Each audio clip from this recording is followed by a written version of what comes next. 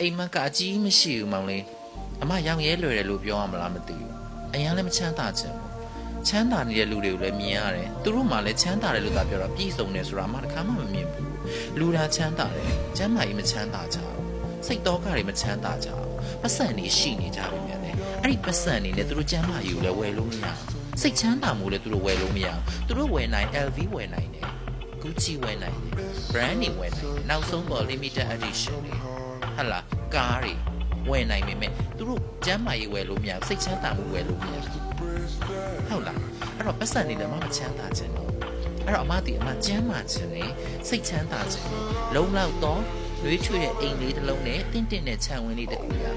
အမအသက်ကြီးလာရင်ကိုယ့်ဝယ်ရတဲ့ဆွေးဘဝဟာအနေငယ်ရှိနေတယ်အမတို့ကတော့ဒါပဲမအိမ်မနေမစားမတော့ပင်မခံစူးစားသူမြတ်ထက်ဘယ်နှနာရီထားပြီးတော့မှဘလို့ချမ်းသာရဲဆိုရလူတွေအဲ့လိုမျိုးလူတွေကွာကျမ်းမာရေးလိုက်စားရင်တော့ကောင်းတာပေါ့နော်ကျမ်းမာရေးမလိုက်စားဘဲနဲ့ကံတရားတစ်ခုမှာဒီမကောင်းမှုဖြစ်သွားပြီပတ်စံနေတာချမ်းသာပြီးတော့မှစီးစိမ်နဲ့အပြည့်နဲ့နန်းတော်ကြီးတမခမ်းနားနေတဲ့တိုက်ကြီးမှနေပြီးတော့မှလူကြီးကအဲ့လိုအိယာကြီးပေါ်မှာပလက်ကရင်ပေါ်မှာအဲ့စီးစိမ်ညာဘာအတွက်လဲသူ့ဒီစီးစိမ်ညာမှာပန့်ပိုးနိုင်တယ်နှာခေါင်းပိုက်နဲ့စားအိမ်ပိုက်နဲ့စီးပိုက်ဂရင်ကြီးပေါ်မှာနေနေရတာဂရင်ဘိုးတွေဖြစ်ကုန်တယ်